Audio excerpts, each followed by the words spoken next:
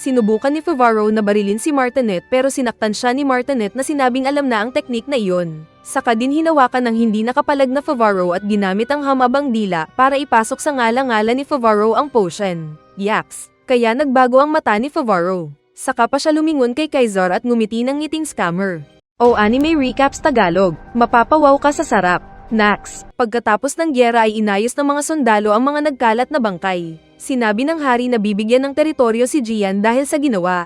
Pero sinabi ng hero na ayaw nito ng teritoryo pero may isa itong kahilingan. Nang magising si Amira ay sinabi sa mga kasama ang panaginip nito nang magising siya sa pagkakatulog bilang bagong panganak na demon. Kaharap niya si Martinet na binigyan siya ng isang pendant at ito ang nag-utos ng pagpunta niya sa Helheim para mahanap ang ina at mabuo ang kasiyahan niya. Nais hanapin ni Amira ang inaakala niyang ama nang pinigilan siya ni Favaro. Tapos pumasok ang bantay na knight at sinabing ipinapatawag sila ng hari sa labas, kaya sa labas kung saan natipon ng maraming mga sundalo ay tumayo ang apat na bida na nag-iisip na ipapatapon na yata sila sa dungeon. Tinuro ni Amira si Lavallee na sinabing ito ang tatay niya. Nais lapitan ni Amira si Lavallee pero sinabi ni Favaro na mag-who-knows dili siya para hindi sila maskandal. Inakala ni Rita na demon in disguise si Lavallee at pinilit si Favaro na maniwala. Pero sinabi ni Kaiser na hindi ito demon kundi ay marangal na knight dahil siya ang nag-inspire sa kanya noong gusto na niyang sumuko sa buhay. Lumapit ang hari at sinabing magiging knight ang mga bida dahil sa pagliligtas sa kanilang kaharian. Ayaw sana ng kokontra na Favaro pero tinanggap agad ito ni Kaiser. Kaya binasbasan sila ng hari at naging knight nga sila. Saka binigyan pa sila ng armas. Dumating si Michael na nagpakita sa ere at binati ang mga tao sa pagkapanalo. Pero sinabi niyang tiyak na mas dadalas ang pag-atake ng mga demon. Kaya nagbigay siya ng isang holy sword na inakala ng hari kung siya ang makakakuha pero kay Gian bumaba ang espada. Kaya nasabi ng hari na paano naman siya. Sinabi ng Archangel bago umalis na magpatuloy lang ang hari sa paggawa ng mabuti at bibigyan din siya kalaunan. Kaya kawawang hari na pinaasa. Tulad mo na akala mo kung kayo na pero yung best friend mo pala ang gusto niya hahaha. Samantala ay sugatan si Azazel na gumawa ng portal para umalis. Pero paglingon niya ay naroon na si Beelzebub na sinabing kawawang nilalang si Azazel. Nagalit si Azazel na sinabing inutakan siya ni Beelzebub at aatake sana ito, pero siya ang sinunog ng pangit kaya siya ang nasaktan. Sinunog din ng iba pang mga anghel na nasa paligid na parang langaw lang. Nagtanong si Azazel kung bakit nagtatraidor si Beelzebub sa boss nilang si Lucifer. Kaya sinabi ng pangit na malalaman din ng lahat kapag paparusahan na sila. Samantala ay nagagalit ang hari dahil nagseselos ito na si Gian ang kinakausap ng Archangel at hindi siya. Nagtatanong siya sa litrato ng ina sabay inom ng alak nang biglang magsalita ang larawan. Nakita niya ang multo ng ina na sinabing may traidor doon na gusto siyang patayin. Nagtanong ang hari kung sino. Saka pa lumabas si Gian na umatake ng espada na kinatakot ng hari. Pero sinabi ng multo na pangitain lang ito na mangyayari sa hinaharap kaya dapat mag-ingat ang hari dahil nanakawin ni Gian ang kaharian niya kapag namatay na siya. Dahil dito ay nademonyo ang hari na sinabing hindi siya papayag. Saka ipinakita ang isang babae na umalis palayo. Naglalakad naman si Amira nang tawagin ni Favaro kaya tuloy siya sinakal. Nagpasensya ang babae pero alam na ni na Favaro at Rita na nais nitong makita ang ama. Saka sinamahan ng dalawa si Amira at pinuntahan ng alam nilang kinaroroonan ni Lavallee. Masayang nagpasalamat si Amira na sinabi ang pangalan ni Favaro. Kaya napangiti ang lalaki. Pero nakita niyang umaakyat na rin si Rita na ayaw mamisang teleserye na iyon. Niyakap ni Lavallee si Amira nang makita ito at sinabing baby lang siya 5 years ago. Kaya napareact si Favaro na naroon nakasama si Rita. Nagpasalamat si Lavallee kay Favaro dahil sa pagbabantay ng lalaki kay Amira. Saka sinabing oras na para malaman ni Amira ang nangyari sa kanya at sa ina nito. Nagmeeting ang mga Archangels at nalaman nilang namatay ang mga Gods of War. Kaya sinabi ni Gabriel sa mga kasama na sabihan ng mga tao na higpitan ang kanilang pagbabantay. Ipinakita naman ng mga demon na Beelzebub na kausap si Lucifer at sinabing bumagsak si Azazel. Sinabi ni Beelzebub na kukunin ang God Key saka din nila bubuhayin ulit si Satan. Balik kina Amira ay sinabi ni Lavallee na anak ng God at demon si Amira kaya na-curious si Favaro na nasabing paano nag-hook up ang demon at God. Nagtanong si Rita kung ano si Lavallee. Kaya sinabi ng lalaki na tao lang siya. Pero kilala ang nanay ni Amira na binabantayan niya. Nang maipanganak daw si Amira ay palagi silang inaatake ng mga demon pero nagagawa nilang makasurvive dahil sa bonding ng mag-ina. Pero isang araw ay dumating ang isang malakas na pangit at kinuha ang bata at maraming mga namatay na bodyguard. At dahil doon ay nagpunta ng Demon Realm na mag-isa ang ina ni Amira para bawiin ang bata. Pero iniwan ang pendant kay Lavallee para bantayan niya. Hanggang magkita sila sa bridge kung saan nakilala ni Lavallee kung sino si Amira dahil sa pendant. Naintindihan na daw ni Favaro kung bakit isip bata si Amira. Nais magpunta ng Helheim si Amira para hanapin ang ina, pero ipinaliwanag ni Lavali na inootakan lang siya. Dahil walang mabubuhay na god doon. Saka hiniram ang pendant ni Amira at pinaglapit sa hawak na pendant. Nagkaroon ng hologram na globo at tinuro ng knight ang kinaroroonan ni Nicole na ina ni Amira. Saka binigay ni Lavali ang compass sa babae na sinabing ingatan ito para mahanap ang ina. May kakayahan daw si Nicole na mahiwalay ang god key kay Amira. Ayaw sana ni Favaro na umalis si Amira. Pero nang sinabi ni Rita na matatanggal na ang sumpa na buntot niya ay naglike ang kulot. Saka pa daw ito naiyak dahil sa wakas ay babalik na ang dating buhay niya. Hindi daw makakasama si Lavali dahil sa trabaho nito sa kaharian. Nagtanong si Amira kung sasama si Favaro pero sinabi ng bida na busy daw siya at may ibang plano. Kaya sumimangot si Amira. Sinabi ni Favaro na doon na daw sila magkakahiwa-hiwalay at magkakanya-kanyang landas. Sinabi ni Rita na hindi sila makakaalis na lang doon ng basta-basta pero may naisip na paraan ang bida. Naistorbo ang mga knights dahil sa lumipad na zombie dragon sa ere. Agad naman itong pinatamaan ng apoy ng dragon knights kaya nasunog ang zombie. Si Rita lang pala ang gumawa nito para mabigyan ng pagkakataon si Amira na umalis. Inakala ni Favaro kung goodbye na iyon sa kanilang dalawa ni Amira na nakabangka. Saka gusto na nitong tanggalin ng babae ang buntot niya. Pero sinabi ni Amira na maupo siya sa bangka dahil pupuntahan nila ang nanay niya. Kaya sa huli ay napilitan si Favaro at sumakay din sa bangka kasama ni Amira. Samantala ay may kumatok sa labas ng pinto ng hari at ito lang pala ang bantay na guard. Pero biglang nahulog ang ulo ng bantay na napugot pala kaya napasigaw ang hari.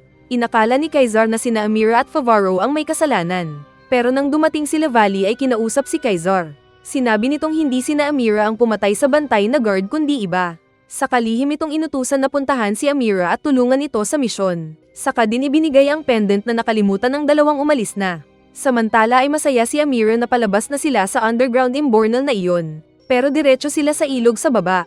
Kalaunan nang naglalakad na sila hawak ang compass ay sinabi ni Favaro na para malaman ng nanay ni Amira na siya ang anak niya ay yakapin niya ito ng mahigpit.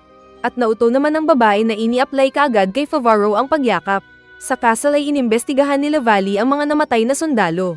Marami pala ang mga pinatay na guards ng hari.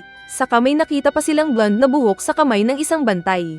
Pero hindi nila alam na nasa labas si Rita na may naamoy na kakaiba. Naisip agad ng hari si Gian kaya ipinahuli ito sa mga sundalo na agad hinanda para ma-execute. Sinabi ni Gian na wala siyang kasalanan pero hindi naniniwala ang hari na sinabing nahuli siguro siya ni Gaurin kaya niya ito pinatay. Kaya sinabi ni Gian na tawagin ang mga anghel para ma-judge siya. Pero sinabi ng hari na wala silang panahon sa kanya. Kaya kawawang Gian na na-set up. Samantala ay biglang nilapitan ni Amira si Favaro na natakot pero may pinatay palang invisible na kalaban ang babae. Saka din lumabas ang iba pang mga mas maraming warriors na pinalibutan ang dalawang nag-back-to-back. Dumating ang nakakabayo na Kaizar na sinabing babalik sila sa kaharian. Agad na umatake si Kaizar kaya umilag at sumangga si Favaro na naputol ang espada. Pero binulong ng knight na nagkukunwari lang siya at makipaglaro lang si Favaro. Lumaban din si Amira na sinaktan ng iba. Sinabi ni Kaizar sa iba na huwag papatayin si Favaro pero matigas ang ulo ng mga ito na umaatake pa rin. Samantala ay nagbago ulit ang itsura ni Amira na nilapitan at hinila si Favaro. Natipon silang tatlo ni Kaizar at nakita nilang lumabas ang mark sa dibdib ng babae. Saka din nagliwanag ang paligid na kinabahala ng mga kalaban at bigla ding naglaho ang tatlong bida. Samantala sa kulungan ng Bahamut ay naging wala na naman sa balanse ang seal kaya ang tatlong archangel na ang nagbantay dito. Inutusan nila ang kasama na mag-report kay Gabriel na wala na sa kaharian ang God Key kaya nasisira ulit ang seal ng Bahamut. Sa kulungan naman ni Gian ay pinuntahan siya ni Martinet at dinedemonyo na magtawag ng witch para palitan nila ang hari. Pero alam ni Gian na ito ang mastermind ng kaguluhan sa kaharian kaya sila walang pagkakaisa. Patuloy sa pagdarasal si Gian na ililigtas siya ng archangel na si Michael. Naglabas ng genie ang mukhang rocker na demon at kapag ginamit ito ng babae ay mabubuksan ang mata niya at magiging malakas. Pero hindi daw makikinig si Gian sa demon. Kaya sinabi ng demon na hindi pipilitin si Gian ngunit hindi darating si Michael para iligtas siya. Sa kinaroroonan ni Favaro ay nakita nila ang mga kawal na umalis na di sila nakikita. May nakita silang malaking ngipin na nakatusok at kahit anong hirap na pagbunot ni Kaizar at Amira ay hindi ito natatanggal. Kaya tinawag nila si Favaro para tanggalin ito. At nagulat ang lalaki nang walang hirap niyang mabunot ang ngipin at nagyabang ulit. May lumabas na malaking dragon kaya agad naghanda ang mga bida na nagtanong. Sinabi ng dragon na ang binunot nila sa katawan niya ng ngipin na iyon ay puno ng power na naging pasakit niya ng 2,000 taon. Kaya siya nagpasalamat sa pagkakatanggal sa ngipin sa kanya. Isa daw siyang observer na dragon at sinabi ang cycle ng pag-atake ng Bahamut sa mundo kada dumarating ito. Nagkasundo lang kasi ang mga god at demon na masil ang Bahamut kaya naiba ang takbo ng kwento ng mundo. Sinabi ng dragon na nang matanggal ang ngipin ng Bahamut ay nakatawid ito sa pagitan ng space at time at naabot siya na nasa ibang realm. Sinabi pa ng dragon na si Amira ang seal na pwedeng maging dahilan ng pagka-unseal ng Bahamut. Kaya naghahanda na ang mga anghel para makuha siya. Samantalang naghahanda din ang mga demon para makuha din siya.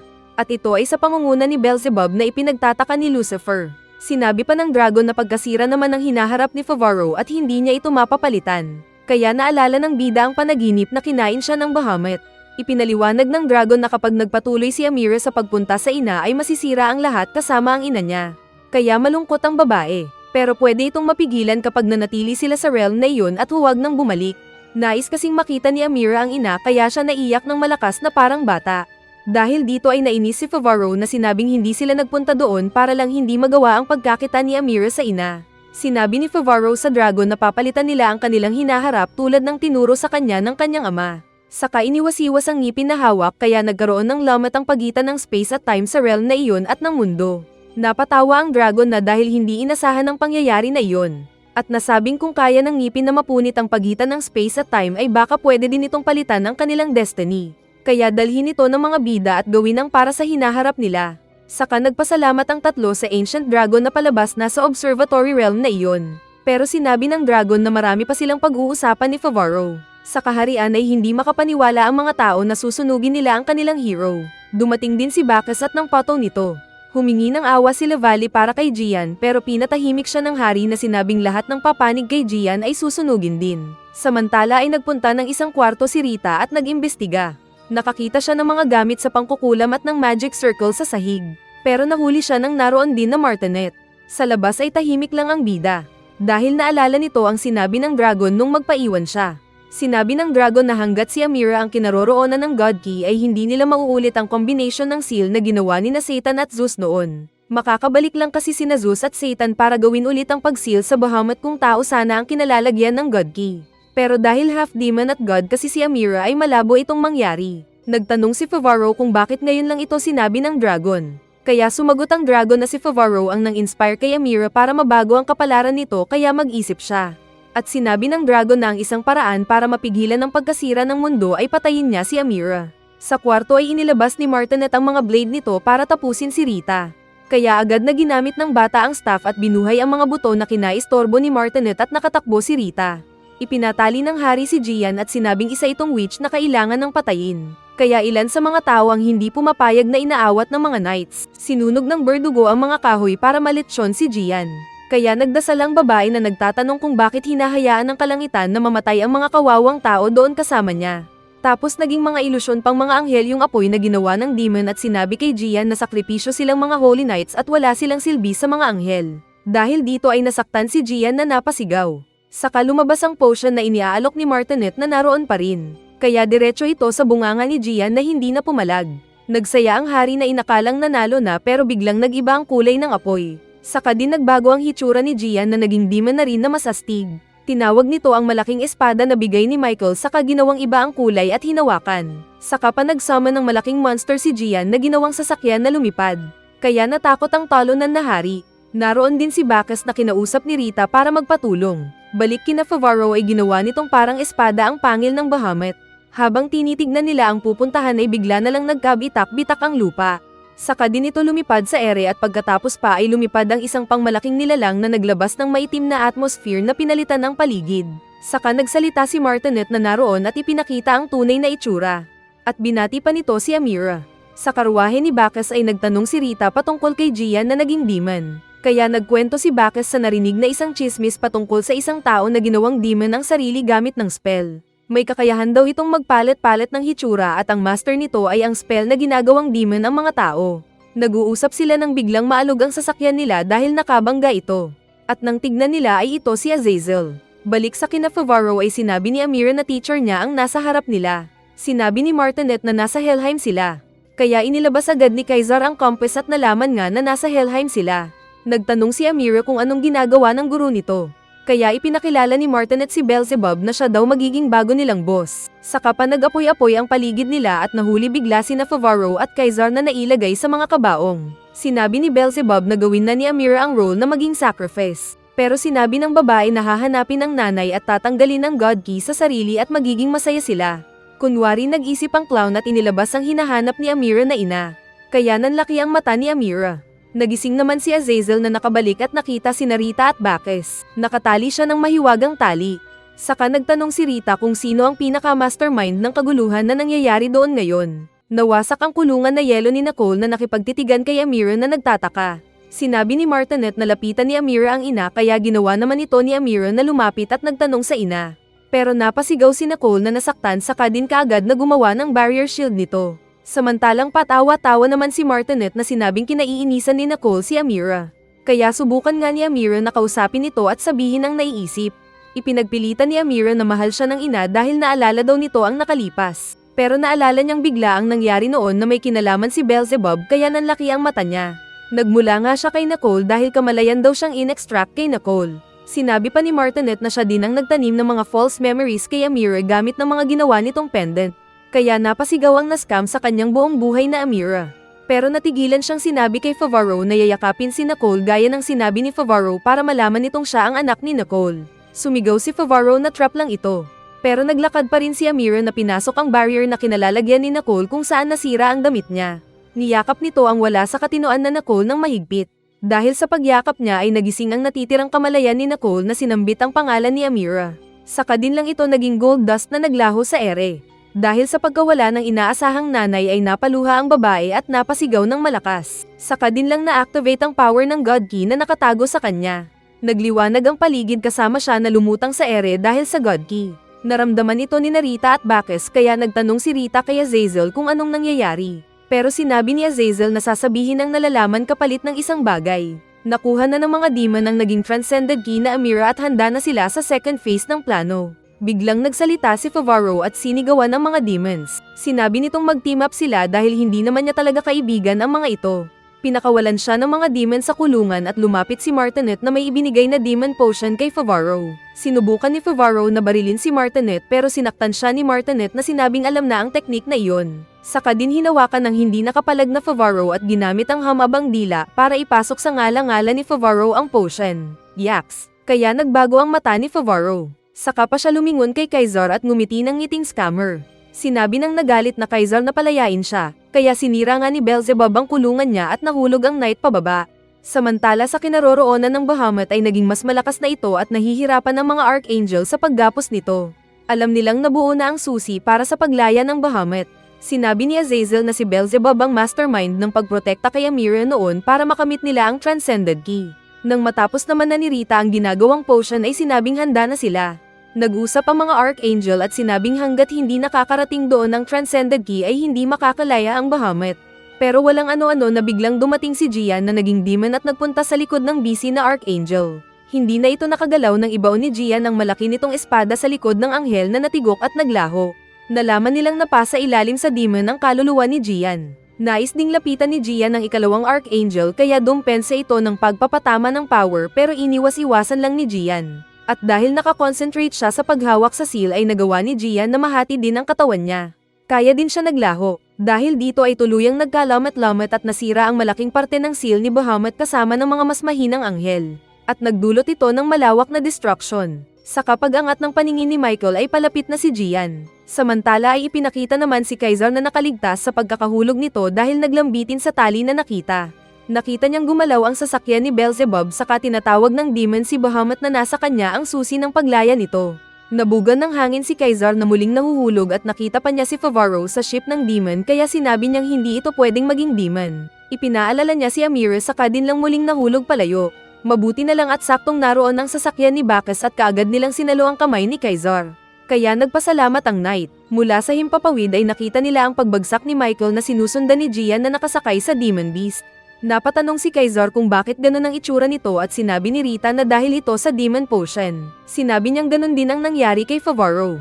Napansin sila ni Gian kaya patungo na ito sa kanila na kinabahala ni Bacchus. Umatake nga si Gian sa sasakyan nila pero lumaban si Bacchus para sa kanila.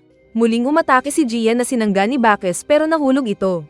Kaya lumipad ang pato na naging malaking balon at naging sasakyan ni Bacchus saka sila patuloy na nilalabanan si Gian. Nagulat sina Kaizar at Azazel dahil buhay pa ang isa't isa.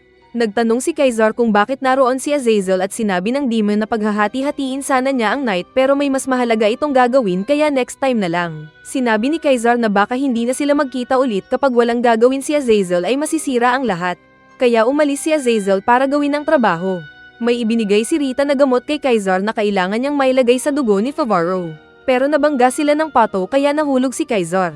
Nakaligtas naman siya na na-stuck sa ilang ugat at sinabing pang tatlong pagkahulog na niya iyon. Dumating si Azazel na sinabing nagbago ang isip at tatapusin na lang si Kaizar. Inilabas nito ang mga ahas at pinagsisira ang mga ugat saka dinala si Kaizar. Samantala ay patuloy lang naman sa pakikipagbakbakan si Bacchus kay Gian sa ere.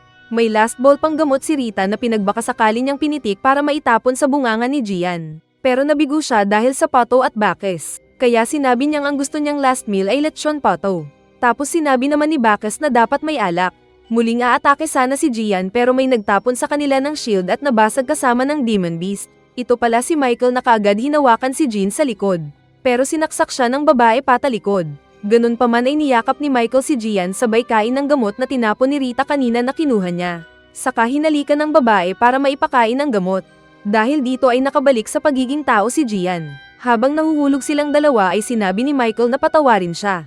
Nakabalik sa sarili si Gian na nagsisi sa ginawa. Sinabi ni Michael na ayos lang ang tapos ng nangyari saka inutusan ng babae na ipagpatuloy ang pagiging hero para sa mga tao. Saka nagpaalam kay Gian at unti-unti na itong naglaho na naging gold dust. Sinabi ni Bacchus na makakapagpatuloy na sila sa mas mahalagang gagawin. Nakita nila ang malaking sasakyan ni Beelzebub. At naisip ni Rita na ibabangga nila ang sasakyan nila sa malaking ship ng demon na papalapit kay Bahamut. Balak ni Beelzebub na sirain ang patuloy pa rin sa pagtatrabaho ng mga anghel para masil si Bahamut. Naglabas siya ng power pero inatake siyang bigla nang dumating na Azazel kaya siya umilag. Naglaban sina Azazel at Beelzebub gamit ng kani-kanilang mga power sa ere. Samantala ay pinatamaan ni Martinet ng power si Kaizar pero may pumigil sa kanya. Saka din dumating ang naibangga na sasakyan ni Bacchus sa ship ng mga demon na kinaistorbo ni Martinet. Mabilis binalak ni Rita na malapitan si Amira na naging susi pero pumagitna si Favaro at sinipa ang zombie na bata. Saka nito kinuha ang orb at tumalon paalis. Susundan sana siya ni Bacchus pero pinigilan sila ni Martinet na naglabas ng magic potion nito saka ininom. Kaya naging malakas si Martinet at hinulag ang sasakyan ni Bacchus. Samantala ay binabantayan ni Favaro ang susi nang maramdaman ang pagdaan ng palaso sa tabi ng ulo niya. Mula pala ito kay Kaizar. Kaya hinanda ni Favaro ang espada nito at nagpalitan ulit sila ng pagtaga. Sa isip ni Kaizar ay kilalang kilala niya si Favaro at sa paggalaw ng kalaban niya ngayon ay demon ito at hindi si Favaro. Kaya pinana niya ito sa dibdib para daw sa kaibigan kaya bagsak sa sahig si Favaro. Nag-ilaw naman ang orb kung saan lumabas si Amira na nagkaroon ng pakpak ng anghel. Habang pinagmamasdan nito ni Kaizar ay lumabas sa likod niya si Lavali na binati si Kaizar. Sinabi nitong dumating ang mga Holy Knights na pinasok ang ship at kontrol na nila ito kaya ligtas na sila. Saka nakita ang pagdating ng mga gods mula sa langit at naglabasan sa himpapawid. Sinabi ni Lavali na dalhin na nila pauwi si Amira. Pero sumigaw si Rita na sakay ng flying beast at sinabing huwag magtiwala si Kaizar. Biglang umatungal ang Bahamut na kinaramdam nila ang presensya nito. Saka din may lumabas na maliwanag na galamay mula dito at mabilis kinuha si Amira na kinasilaw ni Kaizar. Wala siyang nagawa sa pagdukot ni Bahamut sa chicks. Tapos tinulak pa siya ni Lavali kaya siya nahulog. Ang pangyayari ng pagdukot ni Bahamut ay hindi lingid sa parehong mga gods at mga demon na nasa paligid. Bumagsak si Bacchus. Malungkot naman si Gian sa ginawang masama. Samantalang natigil ang paglalaban ni Azazel at Beelzebub. Patawa-tawa si Lavali habang tinitignan ang pag-absorb ni Bahamut kay Amira. At saka din nagising si Bahamut na umatungal ng malakas. Patawa-tawa si Beelzebub na sinabing natalo na ang mga gods kaya tanggapin nila ito. Isa na daw siyang Lord Beelzebub at dapat magpakumbaba ang mga gods sa kanya at sa mga tulad niyang demon. Habang kasabay ng pag-charge ng power ng Bahamut ay sinabi ni Beelzebub na kinokontrol na niya ito. Pero biglang lingon ng Bahamut at si Beelzebub ang pinatamaan nito ng kanyang laser beam. Kaya nahulog si Beelzebub na nagkalasog-lasog. Saka din pinagpapasabog ng Bahamut ang nasa paligid. Nakangiti pa rin si Lavali na satisfied daw sa kanyang obra maestra. Niligtas ni Rita si Kaizar na nagtanong kung anong ginagawa ni Lavali. Kaya ipinaliwanag ni Rita na si Lavali ang mastermind sa lahat ng nangyayari doon. Isa itong sorcerer na bounty at ginamit parehong ang mga gods at demons para sa sariling layunin. Sinabi ni Lavali na tumahimik sila dahil gusto niyang lasapin ang sarap ng pakiramdam ng climax ng matagal na niyang gustong masaksihan. Pero hindi tumigil si Kaizar na sinaksak ng espada ang katawan ni Lavali. Pero hindi ito nasaktan at si Kaizar pa ang sinugat nito ng blade na panggupit, sabay nagbago ang mukha. Pinulot nito ang walang laban na night saka ipinakita ang destruction na ginawa at sinabing swerte ni Kaizar dahil front seat pa ang panonood niya dito. Nagbago pa ang mukha ni Lavali na ginaya si Kaizar saka naging Lavali ulit. Binitawan ni Lavali si Kaizar pero agad kinuha ng knight ang espada na naghanda para sa laban. Kaya nainis si Lavali na sinabing uutusan si Favaro na makipaglaro sa kanya. Kaya dumating si Favaro na parang zombie. Kinuha nito ang armas at naghanda para makipaglaban. Samantala labo-labo naman na ang mga gods at mga demons sa pagpatay sa isa't isa. Patuloy din sa pagsira sa paligid nito ang Bahamut kaya nahahati ang mga lupa. Hindi pa rin makaget over si Beelzebub dahil sa pag-scam sa kanya ng inakala niyang Martinet. At hindi pa ito sapat dahil tinusok na ni Azazel ang bunganga niya kaya tigok na ito. Sinabi ni Azazel na quits na sila pero wala ding silbi dahil nasisira na ang buong mundo dahil sa walang tigil na pagbuga ng apoy ng Bahamut. Hindi din ligtas yung hari na most hated character sa anime pero artista lang siya. Nagpapatulong ulit siya sa litrato ng nanay pero nasunog silang pareho. Walang tigil sa pagtaga si Favaro kay Kaizar kaya nagtaka ang knight. Saka nakitang gumalaw-galaw ang kissable lips ni Favaro. Naintindihan naman ito ni Kaizar saka naglaban ulit sila na parang naglalaro ng mga bata kaya naiinis si Rita. Patuloy lang sa panonood si Lavali sa resulta ng kanyang obra maestra. Dahil sa chaos ay nabangga ang ship sa malaking lupa kaya naapektuhan din ang sinasakyan ni Rita na napasigaw. Gumuho ang lumulutang na lupa. Umilag si Kaizar saka sinaktan si Favaro na napaatras na tinutukan ng espada. Nagtapon ng espada si Lavali na iniwasan ni Kaizar. Pero ginamit ito ni Favaro at tinanggal ang kamay ni Kaizar na napasigaw. Pinulot ni Favaro ang kamay ni Kaizar at naglakad saka ipinakita sa boss nitong si Lavali. Masaya ang na-entertain na Lavali. Pero sinabi bigla ni Favaro na kung isa siyang bounty ay dapat siyang mag-ingat. Saka inactivate ni Kaizar ang spell para sa bracelet kaya nag-ilaw ito at hinuli ang hindi na nakagalaw na Lavali na nasaktan. Naging bato itong card na nahulog sa sahig kaya nanalo ang mga bounty hunter. Habang inaayos ni Rita ang naputol na kamay ni Kaizar ay nagtanong ito kung kailan nakabalik sa dating pag-iisip ang bida. Kinuha pala ni Kaizar ang nahulog na gamot at inilagay sa boga nito. Kaya nang tinamaan noon si Favaro ay nakabalik na siya. Kaso ay sinabi ni Rita na kapalit naman nito ang kamay ni Kaizar kaya tanga ang mga ito. Dumating si Bacchus kaya ibinigay ni Favaro ang bounty. Sinabi ni Bacchus na napakamahal ng reward sana nila dito pero malas lang nila dahil nasisira na yung paborito nilang inuman. Saka ipinakita ang walang tigil na pagsira ng Bahamut. Tumayo si Favaro at seryosong sinabi na papatayin nila si Amira. Akala ni Kaizar kung joke ito pero seryoso ang kasama kaya sinabi niyang mag-isip sila ng ibang paraan. Sinabi ni Favaro na walang ibang paraan ayon sa sinabi ng dragon na kinausap nila noon. Malungkot sila sa isipin na iyon pero wala nang ibang option si Favaro. Sinabi niyang mas hindi niya matatanggap na nasa loob ni Bahamut si Amira ng buong panahon kaya kailangan niya itong patayin. Nagtanong si Favaro kay Bacchus kung paano makakaakyat sa Bahamut. Kaya ginawang malaking pato ni Bacchus si Hamsa para ihatid ang bida. Sasakay na sana si Favaro pero sinabi ni Kaizar na sasama din para gawin ang pangako kay Amira na ililigtas ito. Bago umalis ay sinabi ni Favaro kina Rita at Bacchus na babalik din siya. Saka lumipad ang malaking pato palayo. Patuloy lang sa pagbuga ng mga apoy na laser ang Bahamut na pure destruction ang alam. Kaya nahihirapan ang mga bida sa paglapit sa Bahamut kaya nasaktan pa ang puwet ng pato. Gumalaw ang mga gods at pinalibutan nila ang Bahamut para umpisahan ng pag-contain dito gamit ng kani-kanilang mga power. Dahil dito ay automatic din na naggalawan ang mga nakaligtas na mga demon at tumulong sila sa unti-unting pagsil sa Bahamut. Nakita ng mga bida na ito ang hinihintay nilang pagkakataon. Kaya agad silang lumipad patungo sa loob ng seal at binagtas ang malaking Bahamut na nagbabaga. Nang makaabot na sila sa magandang spot ay tumalon ang dalawa mula sa pato at kinawit ang tali sa isang tusok ni Bahamut. Muntik pang mahulog si Kaizar pero hinila siya ni Favaro. Pareho silang tumakbo para sana puntahan ang noo ng Bahamut, pero palagi silang na-slide dahil sa paggalaw-galaw ng malaking halimaw. Ganun pa man ay hindi sila tumigil at nakatalon sa kinaroroonan ng seal ng Bahamut. Naglambitin sila sa tali para magbalanse sila. Saka unti-unting lumapit ang bida sa seal ng Bahamut at malakas na inundayan ito ng saksak. Dahil dito ay napabuga ng malakas na enerhiya ang halimaw na kinasira ng ilang seal. Tapos napagtanto ni Kaizar na si Favaro ang knight na nasa Propacia. Muling naghanda ng pagsaksak ang bida sabay isinigaw ang pangalan ni Amira na may luha. At buong lakas na sinaksak ang seal ng Bahamut. Kitang-kita ito ni Gian sa malayo. At naging maliwanag sa kanya na ang Holy Knight ay yung loko-loko na nakita ng gabing iyon. Kaya bagsak ang malaking Bahamut. Dahil dito ay na-outbalance ang dalawang bida at nahulog ang naibitin na Favaro. Inakala niyang pinagmamasdan siya ng Bahamut pero lumabas sa mata si Amira na sinabing dumating din ang bida. Nagbiro si Favaro na hindi pa kasi natanggal yung buntot niya kaya sumimangot si Amira. Pero nagseryoso si Favaro na sinabing pinuntahan talaga doon si Amira dahil mahal niya ito at mahalaga ito sa kanya. Nagpasalamat si Amira sa pagtulong ng bida sa kanya. Sinabi ni Favaro sa susunod ay dadalhin ng bida si Amira sa mga magagandang lugar at hindi katulad ng Helheim na pangit. Sinabi ng babae na nagsisinungaling si Favaro. Kaya sinabi ulit ni Favaro na tignan ng babae ang mata niya na nakipagtitigan. Seryoso na daw ito at mapapangiti sana nang hinalikan siya ng babae. Na-enjoy ito ng bida.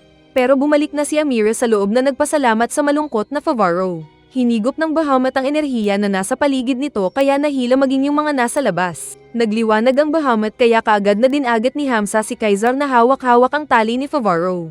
At kitang-kita ito ng mga gods at demons. Saka din sila lumipad palayo sa patuloy ang pagliliwanag na Bahamut na parang time bomb. Malakas na sumabog ang Bahamut na kinaputol ng paa ng bida kaya nag-alala si Kaisar. Saka din lang naglaho ang liwanag. Kalaunan pa ay tumaas ang rangko ni Kaisar at naging bakal ang isang kamay nito. Sa coronation ng bagong hari ay nagtipon ng mga knights kasama si Gian na hinahanap si Kaisar. Samantalang nasa isang bar si Favaro na umiinom pa rin ng alak. Inakala ng bartender na patay na ang Bahamut pero sinabi ng bida na hindi pa ito patay at babalik ulit balang araw. Sumakay ng kabayo ang bida na naging bakal ang isang paa. Saka din siya tumakbo palayo. Pero napalingon siya nang humabol si Kaisar na sinabing hindi pa tatakasan ng bida dahil may utang pa siya dito. Saka din sila nagkarera ulit patungo sa bayan. At natapos ang series. Kung nagustuhan mo ang ating video ay like mo na yan para makapagpatuloy lang ako sa paghunting ng mga anime series na para sa mga tulad nating magaganda at mga pogi.